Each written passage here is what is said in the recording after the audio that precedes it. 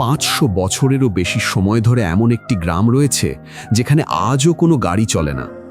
এমন একটি দেশ যেখানে আবর্জনা ফেলতেও অনেক সময় টিকিট কিনতে হয়। এখানে এমন গরু আছে যাদের নিয়মিত ম্যাসাজ দেওয়া হয় এবং যাদের চলাচলের জন্য আলাদা সুড়ঙ্গ পর্যন্ত বানানো হয়েছে।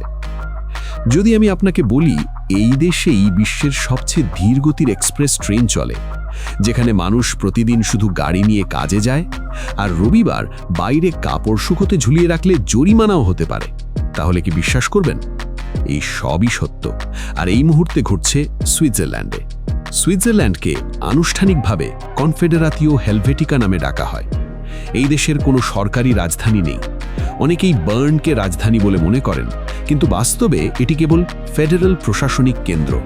চারদিক থেকে স্থলবেষ্টিত হওয়া সত্ত্বেও আকারে ছোট এই দেশটির নিজস্ব একটি বাণিজ্যিক নৌবহর রয়েছে, যা বিশ্বের মহাসাগরগুলোতে চলাচল করে।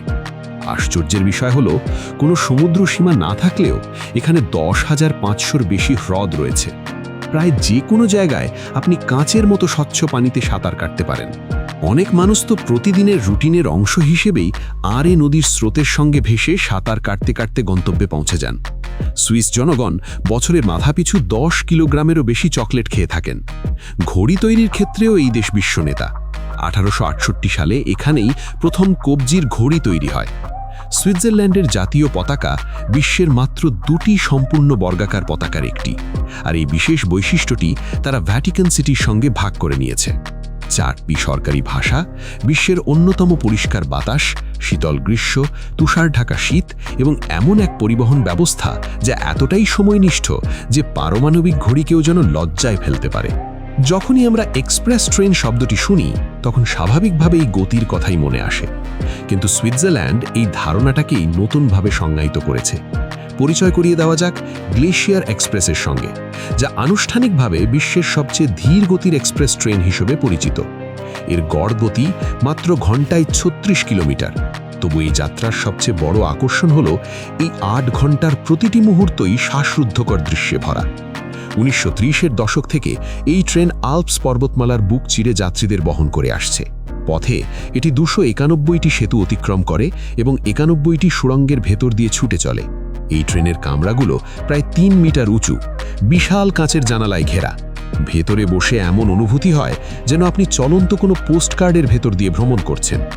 এই অভিজ্ঞতার টিকিট পেতে হলে 3 থেকে 6 মাস আগেই বুকিং করতে হয়, আর উচ্চমানের কেবিনের জন্য অপেক্ষার সময় আরও দীর্ঘ হতে পারে। তবু যারা একবার এই যাত্রায় বের হয়েছেন, তাদের কাছে গ্লেশিয়ার এক্সপ্রেস শুধু একটি ট্রেন নয়, এটি সুইজারল্যান্ডের প্রকৃতি, শৃঙ্খলা ও সৌন্দর্যের জীবন্ত প্রতিচ্ছবি। ট্রেনের ভেতরে ডাইনিং কারে যাত্রীদের জন্য তাজা খাবার পরিবেশন করা হয়, যা যাত্রার সময়ই প্রস্তুত করা হয়। আর সেই খাবার ও প্রিমিয়াম পানীয় উপভোগ করতে করতে যাত্রীরা ধীরে ধীরে চলতে থাকা জানালার বাইরে সুইস আল্পসের দৃশ্য দেখেন, যেন কোনো স্লো মোশন চলচ্চিত্র চোখের সামনে ভেসে উঠছে। মানকিনক শ্রেণীর টিকিটের দাম প্রায় $169, আর প্রথম শ্রেণীর ভাড়া $500 বেশি হতে পারে। 6 থেকে 16 বছর বয়সী শিশুদের জন্য টিকিটে 50% ছাড় দেওয়া হয়। আপনি কি বিশ্বের সবচেয়ে ধীর গতির এক্সপ্রেস ট্রেনে চড়তে চাইবেন? যদি সেই দৃশ্যগুলো এতটাই অবাস্তব সুন্দর হয় যে আপনি প্রতিটি ধীর মুহূর্ত উপভোগ করতে চান, তাহলে হ্যাঁ বলবেন, আর যদি দ্রুত পৌঁছাতে চান তাহলে না লিখবেন।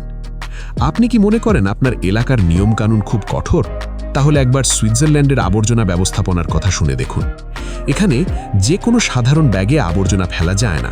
নির্দিষ্ট সিরিয়াল নম্বর যুক্ত বিশেষ আবর্জনার ব্যাগ কিনতে হয়। ভুলবিনে যদি একটি প্লাস্টিকের বোতলও ফেলা হয়, তাহলে কর্তৃপক্ষের কাছ থেকে একটি আনুষ্ঠানিক চিঠি পাওয়া যেতে পারে। সুইসরা আবর্জনা ব্যবস্থাপনাকে যেন এক ধরনের শিল্পে পরিণত করেছে। প্রতিটি ধরনের বর্জ্যের জন্য আলাদা দিন নির্ধারিত, নির্দিষ্ট ব্যাগ রয়েছে এবং নির্দিষ্ট জায়গা বেঁধে দেওয়া আছে। কোনো ভুল হলে প্রতিবেশীরা নরমভাবে মনে করিয়ে দেন। এটি কোনো বিচার বা শাসনের কারণে নয়, বরং সবার মিলিত পরিবেশের প্রতি আন্তরিক যত্নের প্রকাশ। সুইজারল্যান্ডে সময়ানুবর্তিতা প্রায় ধর্মের মতো গুরুত্ব পায়। কোনো ট্রেন যদি মাত্র 2 মিনিট দেরিতে চলে, তবে সংবাদপত্রে সংশ্লিষ্ট প্রতিষ্ঠানের পক্ষ থেকে আনুষ্ঠানিক ক্ষমা প্রার্থনা পর্যন্ত ছাপা হতে পারে। আর যদি আপনি আবাসিক এলাকায় থাকেন, তাহলে রবিবার নিজের বারান্দায় কাপড় শুকানোর কথা ভাববেনও না। এটি আইনত অপরাধ না হলেও একে নান্দনিকতার লঙ্ঘন হিসেবে দেখা হয়, যেন পুরো কমিউনিটির দৃশ্যগত সামঞ্জস্য নষ্ট করা হচ্ছে। এই সূক্ষ্মতার প্রতি মনোযোগ জীবনের সব ক্ষেত্রেই বিস্তৃত। অনেক পরিবার আজও 1700 শতকের কাঠের বাড়িতে বসবাস করেন, কিন্তু একই সঙ্গে সেই বাড়ির ছাদে আধুনিক সৌর প্যানেল বসানো রয়েছে। ঐতিহ্য আর উদ্ভাবনের এই ভারসাম্যপূর্ণ সহাবস্থান দেখাই এক বিস্ময়কর অভিজ্ঞতা। আপনি যদি এতক্ষণ এই ভিডিওটি দেখে থাকেন, তাহলে আমরা সত্যিই আনন্দিত যে আপনি এটি উপভোগ করেছেন। অনুগ্রহ করে ভিডিওটি লাইক করে এবং বন্ধুদের সঙ্গে শেয়ার করে আমাদের সমর্থন জানান। আর যদি মোবাইলে দেখে থাকেন, তাহলে নিচের হাইপ বাটনটি চাপতে ভুলবেন না। আপনাদের ভালোবাসা ও সমর্থনের জন্য আমরা হৃদয় থেকে কৃতজ্ঞ। সুইজারল্যান্ডে প্রায় 8.7 মিলিয়ন মানুষের সঙ্গে প্রায় 7 লাখ গরু বাস করে। কিছু গ্রামে তো মানুষের চেয়েও গরুর সংখ্যা বেশি। তবে এগুলো কোনো সাধারণ গরু নয়, বরং এরা এই গ্রহের সবচেয়ে যত্নে ও আদরে লালিত প্রাণীদের মধ্যে অন্যতম। প্রতিটি গরু গলায় পরে একটি বড় পিতলের ঘণ্টা, যার ওজন কখনো কখনো 15 কিলোগ্রাম পর্যন্ত হতে পারে। এটি কেবল লোকাচার বা ঐতিহ্যের অংশ নয়, এর একটি বাস্তব প্রয়োজনীয়তাও রয়েছে। আল্পস পর্বতমালায় যখন ঘন কুয়াশা নেমে আসে, তখন এই ঘণ্টির শব্দ কৃষকদের তাদের গবাদি পশু খুঁজে পেতে সাহায্য করে। সুইসরা প্রায় 13 ফুট লম্বা একটি বাদ্যযন্ত্র বাজান, যাকে আলফোর্ন বলা হয়। এটি কোনো সঙ্গীতানুষ্ঠানের জন্য নয়, বরং পাহাড়ে চড়ে বেড়ানো গরুগুলোকে বাড়ি ফেরানোর জন্য ব্যবহৃত হয়। গবাদি পশুর কারণে যাতে যানজট তৈরি না হয়, সেজন্য সুইজারল্যান্ড পাহাড়ের ভেতর দিয়ে বিশেষভাবে গরুর চলাচলের জন্য সুড়ঙ্গ নির্মাণ করেছে। হ্যাঁ, গরুর জন্যই সুড়ঙ্গ। প্রতি বছর শরৎকালে পুরো দেশ পাহাড় থেকে গরুগুলোকে নিচে নামানোর এক উৎসবে মেতে ওঠে। প্রতিটি গরুকে ফুলের মুকুট দিয়ে সাজানো হয়, আর তারা যেন কোনো চলচ্চিত্র তারকার মতো গ্রাম পেরিয়ে এগিয়ে চলে। এই উৎসবকে আলপা বোৎসুক বলা হয় এবং এটি জাতীয় ছুটির দিনের মধ্যেই গুরুত্বের সঙ্গে পালিত হয়। এসব গরুর শুধু শিংই নয়, রয়েছে বিশেষ সম্মানও। তাদের সঙ্গে পাহাড়ের রানীর মতো আচরণ করা হয়, আর তাদের কল্যাণকে জাতীয় গৌরবের বিষয় হিসেবে দেখা হয়। আপনি যদি কখনো সুইজারল্যান্ডে যান, তবে কি আলপাইন উপত্যকায় প্রতিধ্বনিত প্রায় 4 মিটার লম্বা আলফোর্ন বাজানোর সাহস করবেন? আর আপনার কি মনে হয়, সত্যিই আপনি সেখান থেকে কোনো সুর বের করতে পারবেন? এমন একটি স্থানও আছে যেখানে 500 বছরেরও বেশি সময় ধরে কোনো গাড়ি চলেনি। জারমাট নামের এই গ্রামটি বিখ্যাত ম্যাটারহর্ন পর্বতের পাদদেশে প্রায় 5250 ফুট উচ্চতায় অবস্থিত এবং এটি সম্পূর্ণরূপে গাড়ি মুক্ত। এখানে মানুষ ছোট বৈদ্যুতিক যান, ঘোড়ার গাড়ি, পায়ে হেঁটে কিংবা স্কিয়ের মাধ্যমে চলাচল করে। গ্রামটির নীরবতা সত্যিই অসাধারণ। নেই কোনো গাড়ির হর্ন, নেই ইঞ্জিনের কোলাহল। শোনা যায় শুধু ঘোড়ার ঘণ্টির মৃদু শব্দ আর মানুষের বন্ধুত্বপূর্ণ আলাপ। শিশুরা নিশ্চিন্তে রাস্তায় খেলাধুলা করে, বয়স্করা তাদের কুকুর নিয়ে ধীরে ধীরে হাঁটেন, আর প্রতিবেশীরা একে অপরকে নাম ধরে চেনেন, কারণ এখানে কেউ স্টিয়ারিং হুইলের আড়ালে লুকিয়ে থাকে না। এখানকার বাতাস এতটাই বিশুদ্ধ যে পর্যটকেরা রসিকতা করে বলেন, জারমাটে নেওয়া এক শ্বাস নাকি বেভারলি হিলসের কোনো স্পায় 10টি ডিটক্স সেশনের সমান। এই গ্রামে একটি স্বয়ংক্রিয় তুষার অপসারণ রোবট ব্যবস্থা চালু আছে, যা 24 ঘন্টা নীরবে কাজ করে রাস্তার যত্ন নেয়। সারা বছরই এখানে স্কিইংয়ের মৌসুম থাকে। বছরে 300টিরও বেশি রৌদ্রোজ্জ্বল দিন থাকায় এটি ইউরোপের অন্যতম বিশেষ শীতকালীন গন্তব্য হিসেবে পরিচিত। আর বড়দিনের সময় 3 শতাধিক স্মার্ট এলইডি আলো পুরো গ্রামকে আলোকিত করে তোলে, যা এমন এক দৃশ্য সৃষ্টি করে যেন তা সরাসরি কোনো রূপকথার গল্প থেকে উঠে এসেছে। এখানে 500 বছরের পুরনো কাঠের বাড়িগুলো আজও সম্পূর্ণ নিরাপদভাবে দাঁড়িয়ে আছে। বাইরে তুষারের ভেতর ঘোড়ার ঘণ্টির মৃদু শব্দ ভেসে আসে, আর ভেতরে বসে মানুষ গরম ওয়াইন উপভোগ করে। এই শান্ত পরিবেশে সময় যেন ধীরে বয়ে চলে। আমাদের সঙ্গে এতক্ষণ থাকার জন্য ধন্যবাদ। সাধারণত বেশিরভাগ শহরে মানুষ কাজে যাওয়ার জন্য বাস বা মেট্রোর উপর নির্ভর করে, কিন্তু মোরেন সম্পূর্ণ ভিন্ন। প্রায় 650 মিটার উঁচু এক খাড়া পাহাড়ি প্রাচীরের উপর অবস্থিত এই ছোট গ্রামে স্থানীয়রা প্রতিদিন চলাচলের জন্য কেবল গাড়ির মতো ব্যক্তিগত যান ব্যবহার করেন, যদিও গ্রামটি নিজেই পুরোপুরি গাড়ি মুক্ত। এটি কোনো পর্যটকদের জন্য সাজানো দৃশ্য নয়, বরং এখানকার মানুষের নিত্যদিনের বাস্তবতা। শিশুরা স্কুলে যেতে, বড়রা কাজে যেতে, এমনকি রুটি কিনতেও নির্দিষ্ট বাহন ব্যবহার করে। এই গ্রামে পৌঁছানো যায় কেবল কগহুইল ট্রেন, কেবল কার বা পায়ে হেঁটে, আর ভেতরে সাধারণ গাড়ির প্রবেশ সম্পূর্ণ নিষিদ্ধ। শীতকালে পুরো গ্রামটি এক বিশাল স্কি পার্কে রূপ নেয়। তখন শিশুরা সত্যিই স্কি করতে করতেই স্কুলে পৌঁছে যায়, আর প্রাপ্তবয়স্করা দুপুরের খাবারের পর স্কি করতে করতে বাড়ি ফেরে। এখানে কোনো ম্যাকডোনাল্ডস নেই ঝলমলে বিজ্ঞাপন বোর্ড, আছে শুধু শতাব্দী প্রাচীন কাঠের বাড়ি আর তামার পাত্রে কাঠের আগুনে তৈরি করা হস্তনির্মিত পনির। মোরেন থেকে আল্পসের বিখ্যাত 3 শৃঙ্গ আইগার, মঙ্ক এবং ইউংফ্রাউয়ের মনোমুগ্ধকর দৃশ্য দেখা যায়। কাছেই শিলথর্নের চূড়ায় অবস্থিত ঘূর্ণায়মান রেস্তোরাঁ পিস গ্লোরিয়া, যা ধীরে ধীরে 360 ডিগ্রি ঘুরতে ঘুরতে পুরো আল্পসের বিস্তৃত সৌন্দর্য চোখের সামনে মেলে ধরে। এখানে আপনি কোনো বিলাসী পোশাক বা আড়ম্বর নয়, বরং হাতে বোনা সোয়েটার পরা স্থানীয় মানুষের পাশে বসে গরম স্যুপ উপভোগ করেন, আর জানালার বাইরে পাহাড়ের দৃশ্য ধীরে ধীরে বদলাতে থাকে। মোরেনে জীবন সত্যি খুব ধীরে চলে, কিন্তু কখনো একঘেয়ে লাগে না। প্রতি গ্রীষ্মে ছোট ছোট লোকজ উৎসবের আয়োজন হয়, যেখানে জোডেলিংয়ের সুর গরুর ঘণ্টির শব্দের সঙ্গে মিশে যায়। স্থানীয় মানুষ ঝুড়ি বনে কাঠে নকশা খোদাই করে আর আখরোটের কেক বানায়, বিক্রি করার জন্য নয়, বরং আগত অতিথিদের সঙ্গে ভাগ করে নেওয়ার জন্য। নিরাপত্তা এখানে অত্যন্ত গুরুত্বের বিষয়। সুইজারল্যান্ডে পুরো জনগোষ্ঠীকে সুরক্ষা দেওয়ার জন্য পর্যাপ্ত পারমাণবিক আশ্রয় কেন্দ্র রয়েছে। দেশটিতে বসবাসকারী প্রত্যেক মানুষের জন্য এমন আশ্রয় জায়গার নিশ্চয়তা আছে। এখানে অপরাধের হার বিশ্বের মধ্যে অন্যতম কম, আর গড় মাসিক আয়ও অত্যন্ত বেশি, প্রায় $3,300 বেশি।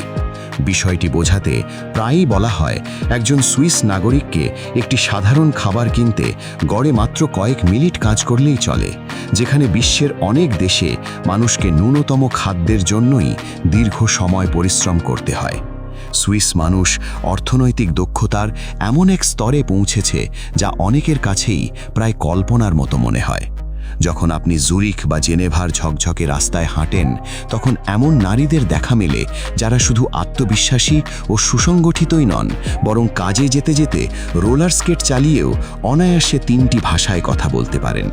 সুইস নারীরা কেবল তাদের স্বাস্থ্যবান পাহাড়ি জীবনযাপন বা শৃঙ্খলাপূর্ণ দৈনন্দিনতার জন্যই পরিচিত নন, তারা ইউরোপের দক্ষ আর্থিক পেশাজীবীদের মধ্যেও অগ্রগণ্য। কর্পোরেট নেতৃত্ব থেকে শুরু করে বিনিয়োগ ব্যবস্থাপনা পর্যন্ত নানা ক্ষেত্রে তারা দায়িত্বশীল ভূমিকা পালন করেন, আর পর্বতারোহণ ও বিভিন্ন রোমাঞ্চকর খেলায় অংশগ্রহণের হারও এখানে উল্লেখযোগ্য। সুইজারল্যান্ডে বিয়ে নিয়ে তাড়াহুড়ো নেই। নারীদের বিয়ের গড় বয়স প্রায় 31 বছর, যা ইউরোপে অন্যতম বেশি। অনেক নারী একা থাকার পথ বেছে নিচ্ছেন, এবং সেই জীবনযাপনেও তারা সন্তুষ্ট, সফল ও স্বনির্ভর। জুরিখে এমন কিছু ক্যাফেও আছে যেখানে মানুষ সৌহার্দ্যপূর্ণভাবে আলাপ শেষ করে আলাদা হওয়ার আগে একসঙ্গে কফি ভাগ করে নেয়। এখানে সম্পর্কের সমাপ্তিকেও অনেক সময় ভদ্র ও শান্ত সামাজিক আচরণের মধ্যে দিয়ে সম্পন্ন করা হয়, যা পারস্পরিক সম্মানকে অগ্রাধিকার দেয়। যদি আপনি মনে করেন পনির শুধু একটি সাধারণ খাবার, তবে সুইস সংস্কৃতি আপনার সেই ধারণা বদলে দেবে। একজন গড় সুইস নাগরিক বছরে 9 কিলোগ্রামেরও বেশি পনির খেয়ে থাকেন, যা এই দেশকে সত্যিকার অর্থেই পনিরের স্বর্গে পরিণত করেছে। কিন্তু বিষয়টি কেবল ভোজনের মধ্যেই সীমাবদ্ধ নয়। এখানে পনির তৈরি ও উপভোগ করা এক ধরনের সাংস্কৃতিক চর্চা। দেশ জুড়ে প্রতি বছর বিপুল পরিমাণ পনির উৎপাদিত হয়, যার মধ্যে 400রও বেশি ভিন্ন ভিন্ন ধরন রয়েছে। ধোঁয়াটে স্বাদের গ্রুইয়ের থেকে শুরু করে স্বাক্ষর ছিদ্রবালা ক্লাসিক এমেন্টাল, প্রতিটি পনিরই শতাব্দী প্রাচীন কারুশিল্পের গল্প বলে। ফন্দু এখানে কেবল একটি খাবার নয়, বরং সামাজিক রীতির অংশ।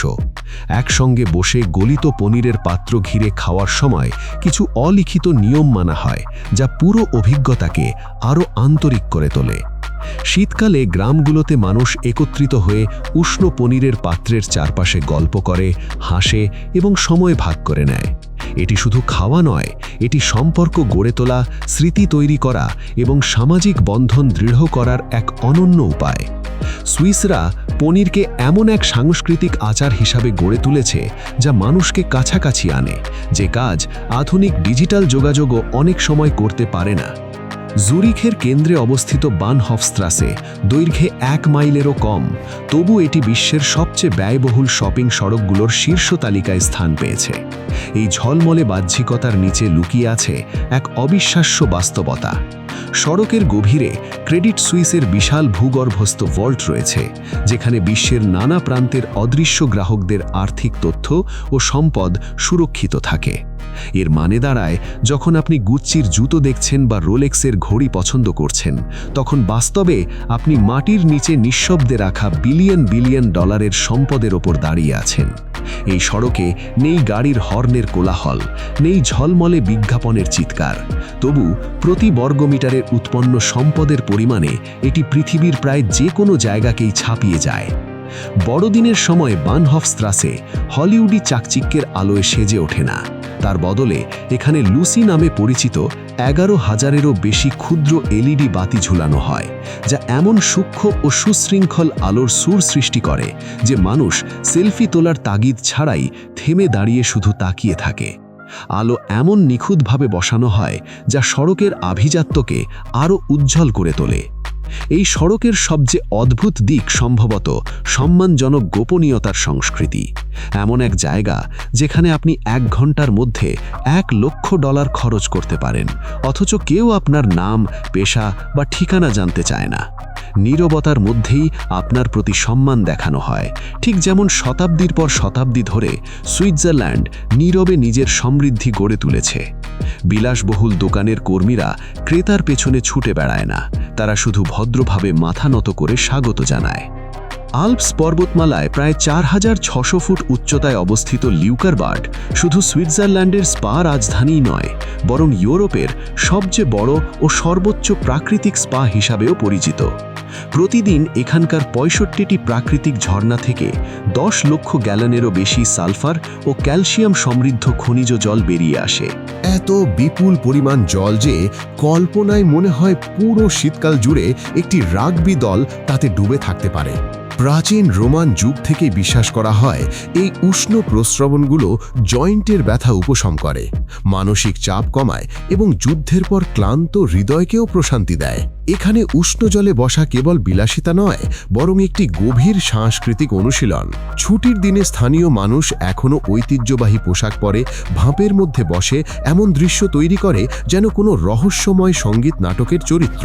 যেখানে প্যারিসের মানুষ সকাল শুরু করে এসপ্রেসো দিয়ে, সেখানে লিউকারবার্ডের 80 বছর বয়সী বৃদ্ধরাও দিন শুরু করেন বরফের উপর হাঁটে এসে 49 ডিগ্রি সেলসিয়াস উষ্ণ খনিজ জলে ডুব দিয়ে, যখন বাইরে তাপমাত্রা প্রায় শূন্যের কাছাকাছি থাকে। এই দৃশ্যই সুইজারল্যান্ডের শৃঙ্খলা, ঐতিহ্য আর নীরব বিলাসিতার এক অনন্য প্রতিচ্ছবি। তারা কেবল নিজেদের স্বাস্থ্যই রক্ষা করছে না, বরং ডিজিটাল শব্দে ভরা এই পৃথিবীতে এক ধরনের বিরল শান্তিকেও আগলে রাখছে। সবচেয়ে আশ্চর্যের বিষয় হলো, এখানে এমন একটি হোটেল রয়েছে যা সরাসরি উষ্ণ খনিজ ঝর্ণার উপর নির্মিত। মাটির নিচ থেকে সেই খনিজ পানি সরাসরি আপনার ঘরের বাথটাব পর্যন্ত পৌঁছে যায়। আপনাকে বাইরে যেতে হয় না, ভারী পোশাক পরারও দরকার নেই। শুধু কল খুললেই সুইজারল্যান্ডের প্রাকৃতিক আরোগ্য শক্তির এক অংশ আপনার কাছে চলে আসে। বার্ন যেন পুরনো চামড়ার বাঁধাই করা এক বই, বাইরে থেকে সংযত ও শান্ত, কিন্তু ভেতরে অজস্র জাদুকরী গল্পে ভরা। পাথরের তৈরি রাস্তা, খিলানওয়ালা ভবন, লাল টালির ছাদ আর প্রায় 6 কিলোমিটার দীর্ঘ ইউরোপের সবচেয়ে দীর্ঘ ঢাকনা দেওয়া পথচারী গ্যালারি, সব মিলিয়ে এটি এক অনন্য নগর অভিজ্ঞতা উপহার দেয়। এখানে আপনি হাঁটতে পারেন, কেনাকাটা করতে পারেন, বৃষ্টি থেকে বাঁচতে পারেন এবং একই সঙ্গে রাস্তার সঙ্গীত উপভোগ করতে পারেন। শহরের যানবাহন ব্যবস্থা এতটাই পরিচ্ছন্ন যে ধুলোর উপস্থিতি প্রায় চোখেই পড়ে না।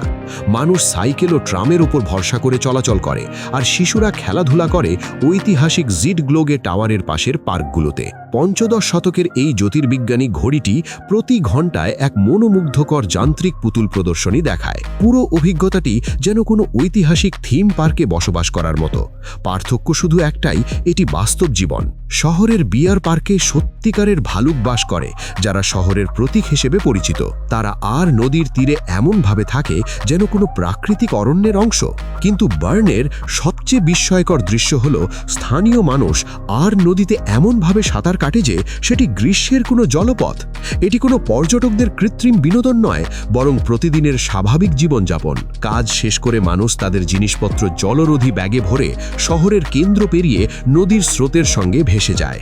রাজধানী হওয়া সত্ত্বেও বার্নে একটি ছোট শহরের উষ্ণ আবহাওয়া আছে, যেখানে সবাই একে অপরকে চেনে। প্রতিবেশীরা প্রতিদিন সকালে শুভেচ্ছা বিনিময় করে, আর জনগ্রন্থাগার অনেক সময় বারের চেয়েও বেশি ব্যস্ত থাকে। সন্ধ্যাবেলায় মানুষ পুরনো শহরের নিচে থাকা সেই প্রাচীন ভূগর্ভস্থ কক্ষগুলোতে জড়ো হয়, যেগুলো একসময় যুদ্ধকালীন আশ্রয়স্থল ছিল আর এখন রূপ নিয়েছে ওয়াইন বার ও জ্যাজ লাউঞ্জে।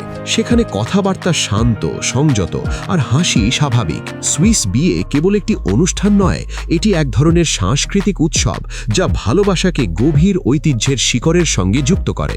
এখানে ঝলমলে মঞ্চ বা উচ্চস্বরে সঙ্গীতের প্রাধান্য নেই, বরং নিঃশব্দে সহজভাবে ভালোবাসাকে তার সবচেয়ে খাঁটি রূপে ফিরিয়ে আনা হয়, প্রকৃতি, সমাজ আর স্থিতিশীলতার ভেতর দিয়ে। সুইস দম্পতিদের জন্য জঙ্গলের মাঝে ঝর্ণার ধারে শতাব্দী প্রাচীন দেবদারু গাছের ছায়ায় বিয়ের আয়োজন করা একেবারেই স্বাভাবিক বিষয়। এই সব কিছু মিলিয়েই সুইজারল্যান্ডকে শুধু একটি দেশ নয়, বরং এক শান্ত, গভীর ও মানবিক জীবন দর্শনের প্রতিচ্ছবি করে তোলে। এটি কোনো প্রদর্শনমূলক পছন্দ নয়, বরং প্রকৃতির সঙ্গে সামঞ্জস্য রেখে ভালোবাসাকে সম্মান জানানোর এক উপায়। এই দৃষ্টিভঙ্গি সুইস মানুষের জীবনযাপনের ধরনকে প্রকাশ করে, সহজ, গভীর ও আড়ম্বরহীন। প্রতিটি অঞ্চলের নিজস্ব রীতি ও ঐতিহ্য রয়েছে। আপানজেল অঞ্চলে বিয়ের পোশাকে উজ্জ্বল নকশা দেখা যায়, আর বার্ন অঞ্চলে সেই পোশাকেই জাতীয় প্রতীকের সাদা ক্রস সূচিকর্ম করা হয়। একটি পোশাক সম্পূর্ণ হতে কখনো কখনো 2 বছর পর্যন্ত সময় লাগে, আর তা পরিণত হয় এক অমূল্য পারিবারিক উত্তরাধিকারে, যা প্রজন্মের পর প্রজন্ম ধরে রক্ষিত থাকে। লিমুজিনে চড়ে আসার বদলে বর বহু আত্মীয়স্বজনকে সঙ্গে নিয়ে পাহাড় বেয়ে উঠে কনেকে আনতে যায়। এরপর পুরো বিয়ের শোভাযাত্রা ধৈর্য ও শ্রদ্ধার এক নীরব পরীক্ষার মতো করে হেঁটে হেঁটেই অনুষ্ঠানের স্থানে পৌঁছায়। এখানে কোনো তাড়াহুড়ো নেই, কোনো বাহুল্য নেই, শুধু সত্যতা আর স্থিরতা। বিয়ের পর বন্ধুরা কুয়াত্মা দূর করার প্রতীকী রীতি হিসেবে নবদম্পতির দরজার সামনে মাটির পাত্র ভেঙে দেয়। শুনতে অদ্ভুত লাগলেও এই রীতি স্মরণীয় মুহূর্ত তৈরি করে এবং সামাজিক বন্ধনকে আরও দৃঢ় করে। সুইজারল্যান্ড বহু নামকরা চলচ্চিত্রের শুটিং লোকেশন হিসেবে ব্যবহৃত হয়েছে, যদিও অনেকেই তা বুঝতে পারেন না। নানা আন্তর্জাতিক ছবির দৃশ্য এখানে ধারণ করা হয়েছে। তবে আশ্চর্যের বিষয় হলো, হলিউডের চেয়েও বলিউড এখানে আরও গভীর ছাপ ফেলেছে। ভারতীয় সিনেমার কিছু জনপ্রিয় রোম্যান্টিক ছবির মাধ্যমে সুইস প্রাকৃতিক দৃশ্য ভারতীয় দর্শকের কল্পনায় প্রেমের প্রতীকে রূপ নিয়েছে। এই প্রভাব এতটাই শক্তিশালী ছিল যে ইন্টারলাকেন শহরের কুরসাল গার্ডেনে ভারতীয় চলচ্চিত্র নির্মাতা যশ চোপড়ার একটি ভাস্কর্য স্থাপন করা হয়েছে। এই সাংস্কৃতিক বিনিময়ের ফলেই সুইস পর্যটন সংস্থাগুলো বিশেষভাবে ভারতীয় ভ্রমণকারীদের লক্ষ্য করে প্রচার চালায়, আর অনেক সুইস স্থান বলিউড প্রেমীদের কাছে এক ধরনের তীর্থস্থানে পরিণত হয়েছে। যে আল্পস একসময় ইউরোপীয় মহিমার প্রতীক ছিল, আজ তা বলিউডি রোম্যান্সের প্রতিচ্ছবিও হয়ে উঠেছে। এক অনন্য সাংস্কৃতিক মেলবন্ধন যা পৃথিবীর আর কোথাও দেখা যায় না। কিন্তু যদি আপনি ইউরোপের ছাদ ছুঁতে চান, তাহলে আপনাকে যেতে হবে জুংফ্রাউ ইয়খে।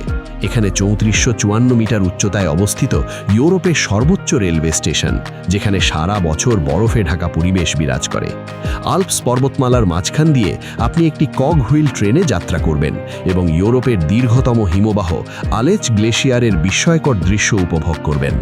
এই যাত্রা নিজেই প্রকৌশল নৈপুণ্যের এক অনন্য নিদর্শন, যেখানে ট্রেন শক্ত পাথর কেটে এমন উচ্চতায় পৌঁছে যায় যা একসময় অসম্ভব বলে মনে হতো। আপনি স্কিইং না করলেও সুইজারল্যান্ডের শীতকাল তবুও রূপকথার মতো অনুভূত হয়।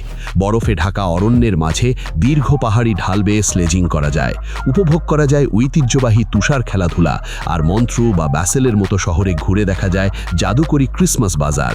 দারুচিনি, ভাজা চেস্টনাট আর কাঠের ধোঁয়ার সুবাস মিলে সুইস শীতকালীন জীবনের আসল রূপকে জীবন্ত করে তোলে।